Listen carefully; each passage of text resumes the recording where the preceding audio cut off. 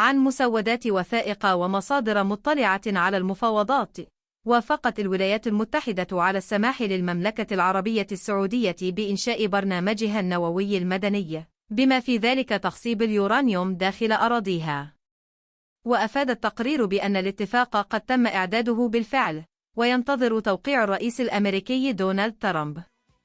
وبموجب مسودة الاتفاق، لن تكون السعودية ملزمة بتطبيق البروتوكول الإضافي التابع للوكالة الدولية للطاقة الذرية (AIA), وهو نظام يمنح المفتشين الدوليين صلاحيات أوسع للكشف عن أي أنشطة نووية غير معلنة.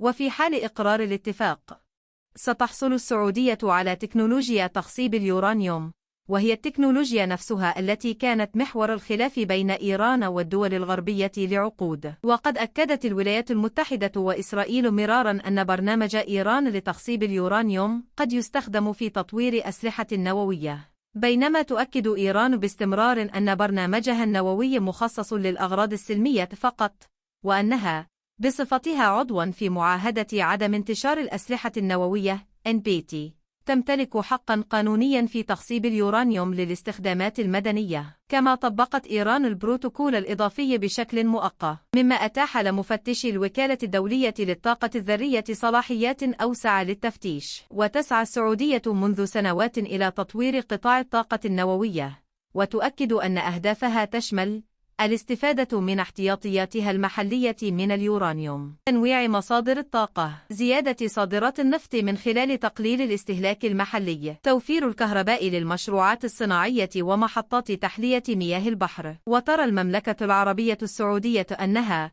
بصفتها عضواً في معاهدة عدم انتشار الأسلحة النووية تمتلك الحقوق نفسها التي تتمتع بها بقية الدول الأعضاء في استخدام الطاقة النووية للأغراض السلمية، بما في ذلك تخصيب اليورانيوم. ما الذي يميز هذا الاتفاق؟ يمثل هذا الاتفاق تحولاً كبيراً عن السياسة الأمريكية المعروفة باسم المعيار الذهبي كولد ستاندرد، والتي كانت تشترط على الدول الشريكة التخلي عن تخصيب اليورانيوم وإعادة معالجة البلوتونيوم. فعلى سبيل المثال، وافقت دولة الإمارات العربية المتحدة عام 2009 رسمياً على عدم تخصيب اليورانيوم أو إعادة معالجة البلوتونيوم مقابل الحصول على اتفاق تعاون نووي مدني مع الولايات المتحدة.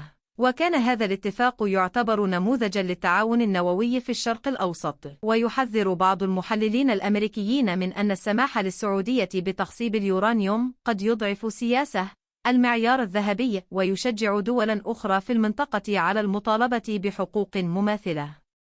كما يشيرون إلى أن امتلاك أي دولة لقدرات تخصيب اليورانيوم يمنحها من الناحية التقنية إمكانية إنتاج يورانيوم صالح للاستخدام في الأسلحة النووية إذا تم رفع مستويات التخصيب، رغم أن التكنولوجيا نفسها تستخدم أيضاً لإنتاج الوقود اللازم للمفاعلات النووية المدنية.